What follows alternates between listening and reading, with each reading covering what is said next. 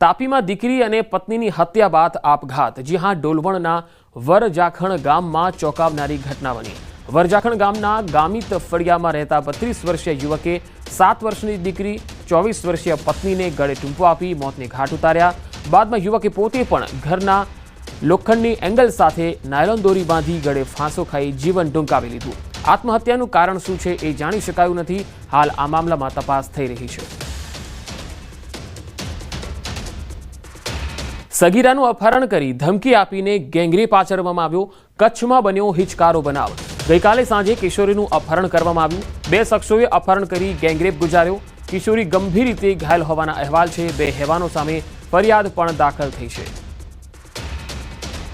તો કચ્છમાં સગીરાનું અપહરણ અને ત્યારબાદ ધમકી આપી ગેંગરેપ આચરવામાં આવ્યો।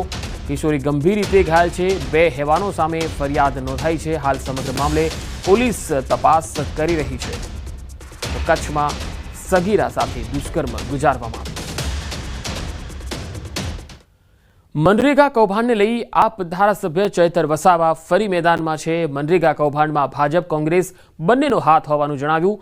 મનરેગા કૌભાંડના માસ્ટરમાઇન્ડ કોંગ્રેસના નેતા હીરા જોટવા છે એ વાત સાચી પડી। હીરા જોટવાના દીકરાની ધરપકડ કરવામાં આવી।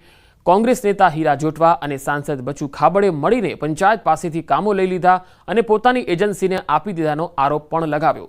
5 વર્ષ દરમિયાન એજન્સીઓમાં 2500 કરોડ જમા થયા। હીરા જોટવાએ આ નાણાં સ્થાનિક નેતાઓને, અધિકારીઓને અને કેટલીક પાર્ટીઓને ફંડ રૂપે આપ્યા, જ્યારે વાલા સ્વરૂપે કરોડો રૂપિયા પોતાના દીકરા પાસે લંડન મોકલ્યા।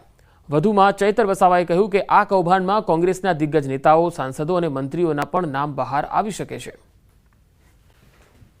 નામો બહાર આવે એવા છે, અધિકારીઓના નામો પણ બહાર આવે એવા છે, એમાં ટીડીઓ થી લઈને નિયામક સુધીના નામો બહાર આવે એવા છે। એટલે એસઆઈટી ને આ લોકો નિષ્પક્ષ તપાસ કરવા દેશે એવું મને લાગતું નથી।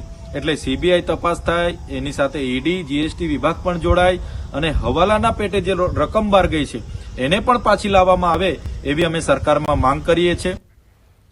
ભુજના હૃદયસમા હમીરસર તળાવ પર રંગીન ઉજવણી કરાઈ। કચ્છી નવું વર્ષ અને અષાઢી બીજ નિમિત્તે સાંસદ કચ્છ કાર્નિવલ 2025નું ભવ્ય આયોજન કરાયું, જેના ઉદ્ઘાટન માટે મુખ્યમંત્રી ભૂપેન્દ્ર પટેલ ઉપસ્થિત રહ્યા।